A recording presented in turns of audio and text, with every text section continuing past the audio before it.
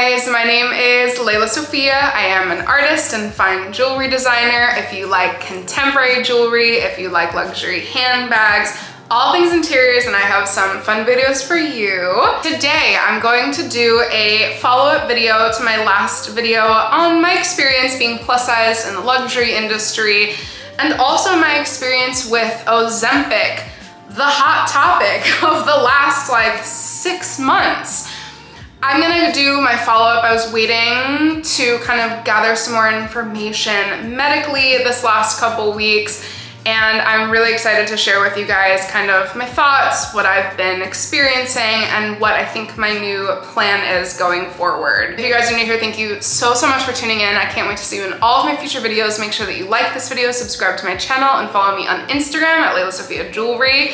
I put out videos every Wednesday, Friday, and Sunday, and so I cannot wait to see you guys in the next one. So to start, if you guys haven't already seen, this is, again, my follow-up to my first video, which is much more long-winded. Hopefully I won't yammer on the entire time this video. But essentially, hopefully there will be more, and I'm seeing some more. Thank you guys who are so amazing, my incredible kind of YouTube community colleagues who are also plus sized or curvy in this luxury industry specifically. Again, I've worked in the luxury sphere for the last 10 years. I now have my own jewelry line, Layla Sophia Jewelry, and I can tell you I've experienced a lot of hatred and just a lot of biases. There's a lot of stigmas being plus size, being a very curvy, kind of hyper feminine woman in this industry. Unfortunately means not being taken as seriously, not being paid as much. There are a lot of things for a different video, but I'm trying so hard to kind of just infiltrate the system because the plus size community on social media and YouTube is so inspiring and so incredible. But I didn't see as much of a crossover from plus size bodies into the luxury industry, and we belong here too. So just to say that at first, because we do, okay? We belong. As you guys know from my last video, and if you haven't already watched that, just the quickest of breakdowns, I 2 years ago was prescribed Ozempic. One of the first kind of people I've heard about who were on it. I went on it because I had gained a good amount of weight. I think I gained around 20 to 25 pounds in a very short period.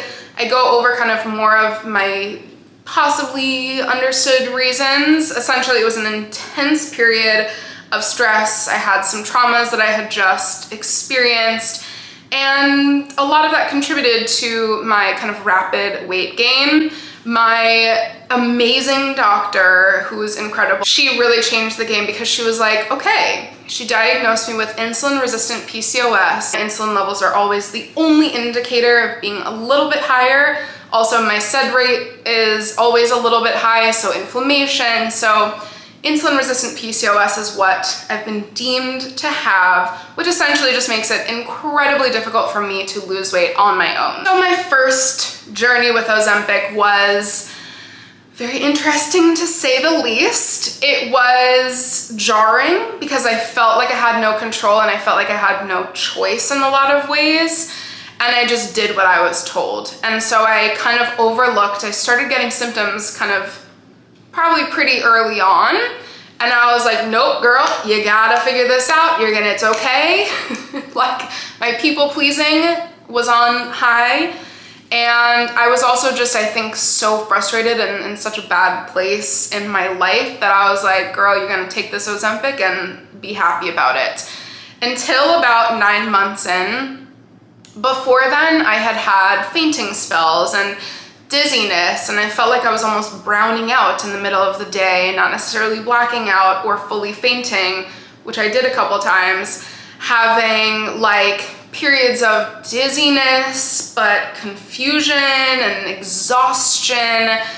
Those I tolerated, which maybe I shouldn't have, but I did because I wanted to get to my goal weight. Major eye roll from my new, more kind person to that person 2 years ago. Then I started getting violently ill, like uncontrollable 24-hour periods of vomiting. I'm so sorry if that's gross, which it is. That I was like, no, I need to work. Like, I have a job, I have a life. I cannot just be here sick all day. And it was insane. And after the second time that happened, like, it took weeks after to begin to like eat normal food. And even then I was like, ugh, for months, I was so sick to my stomach.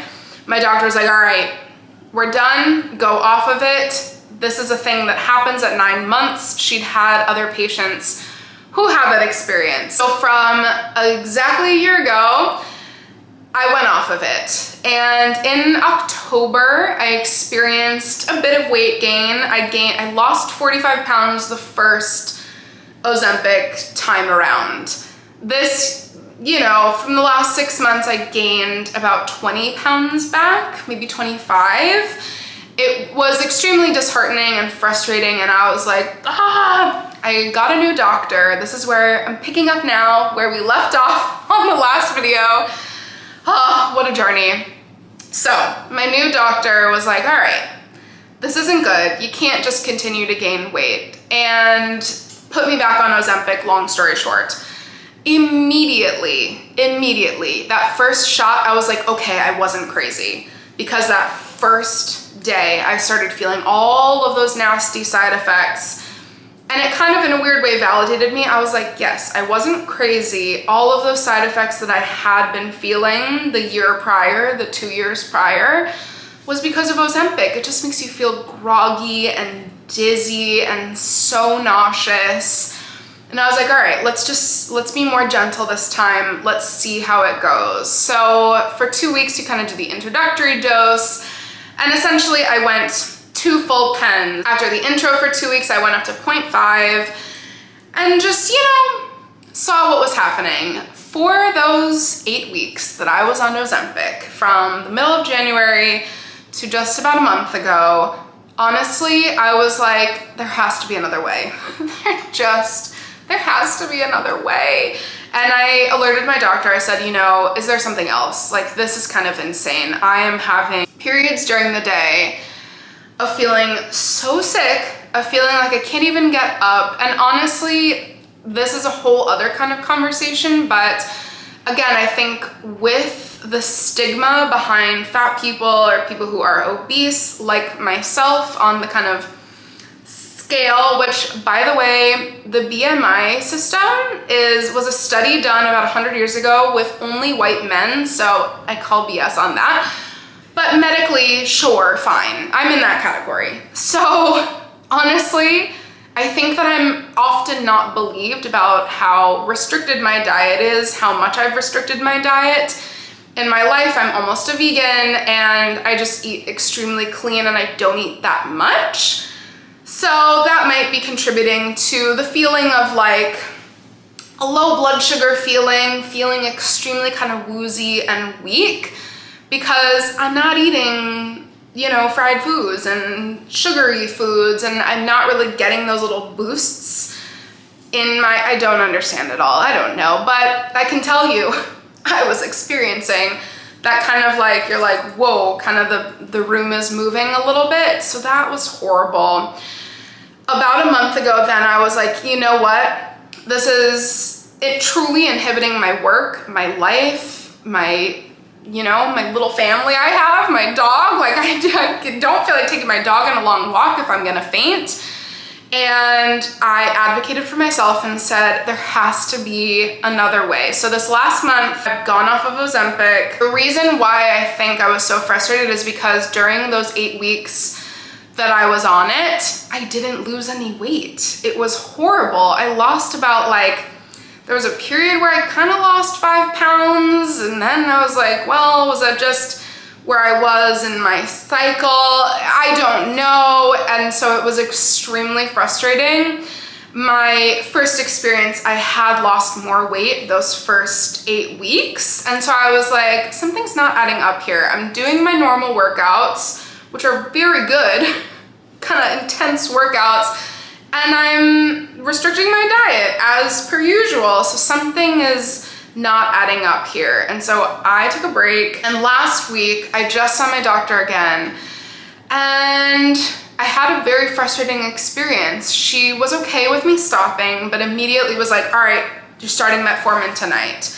And I said, you know, I'd like to wait. I'd like to wait. And her reasoning was that it's just concerning to have weight either, you know, go up a little bit or stay the same when you are at my whatever level of obesity. And I was like, okay, I understand this, but are there any alternative ways? Just for you guys who haven't seen my first video, I was prescribed metformin from age 15 to 21. Even then, again, my people-pleasing self was like at high alert in those late teenage, early 20 years. And I did whatever I felt that I had to do. The thing with metformin is that during those years, it helped me to not ever gain any weight. And I guess it helped regulate my blood sugar levels and whatnot. By the way, I have never been pre-diabetic or diabetic. This was just purely, I think, as a lot of doctors say, metformin's like the first line of defense. So it was like, all right, cool. It's tolerated very well. There are some nasty GI side effects that most users experience, which is crazy, but generally speaking, like, you'll be okay was kind of the way it was presented to me. You guys, it made me so sick. You know, at the grown age of 29, I was like, I want better for myself. I want to do better. I want to be kinder to myself. And so essentially the two kind of routes that I'm exploring, the first kind of thing that pops up when you Google alternatives to metformin is berberine, which I had heard of before. And so I'm interested in trying that. However, it's really hard with supplements, you know.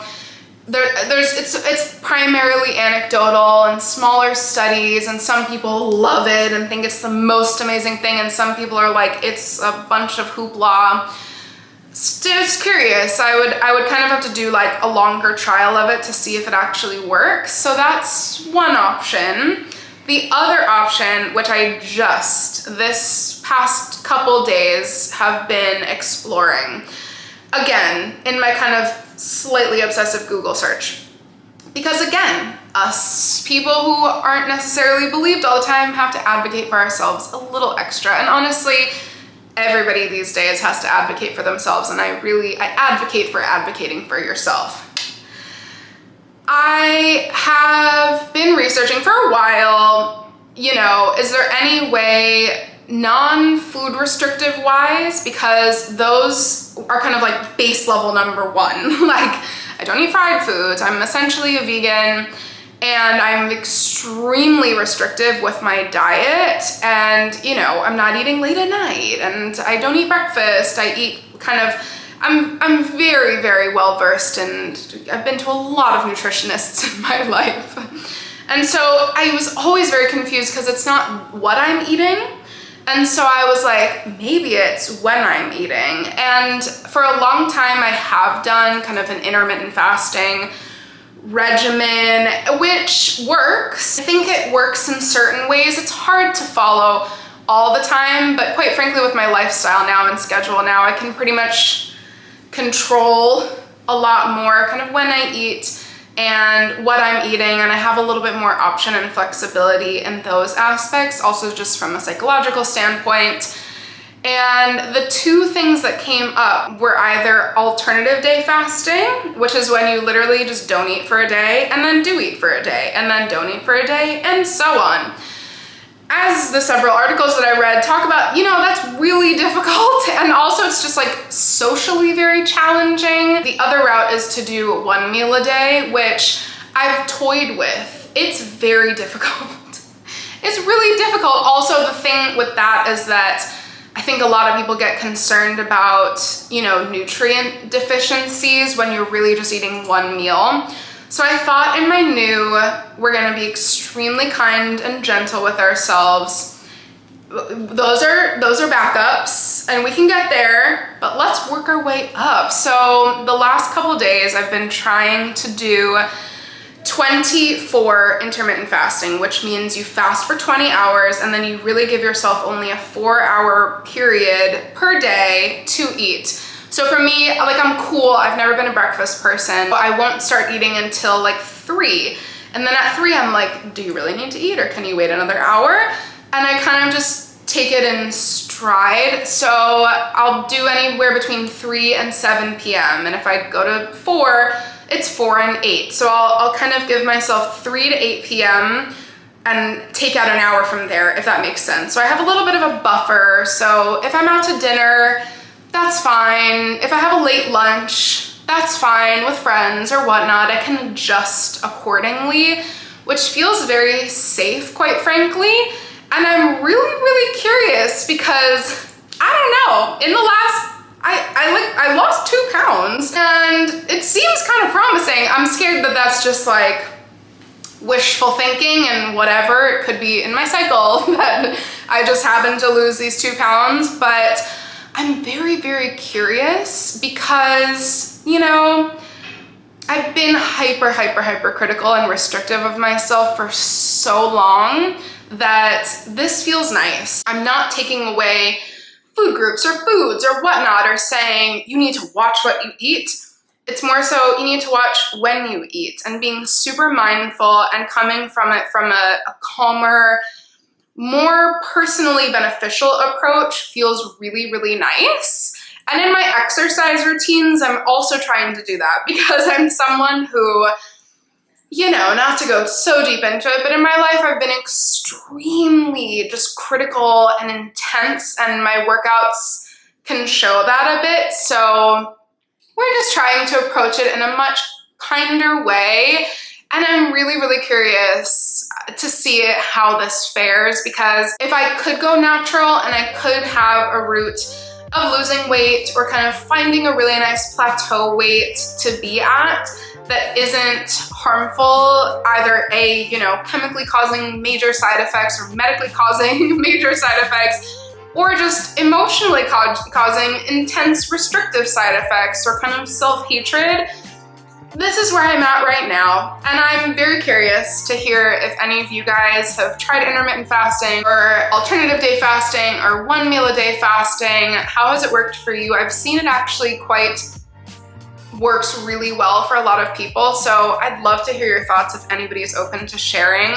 As always, I am so genuinely beyond grateful for you guys. Don't worry, we'll go right back into our luxury, dive into our luxury world in the next video. This is just me keeping you updated. I am so grateful again for the response from my last video about this topic, and this won't be the last. So thank you. Definitely make sure to like this video, subscribe to my channel, and follow me on Instagram at Layla Sophia Jewelry. Again, you guys are so amazing, and I cannot wait to see you in my next one. Bye, guys.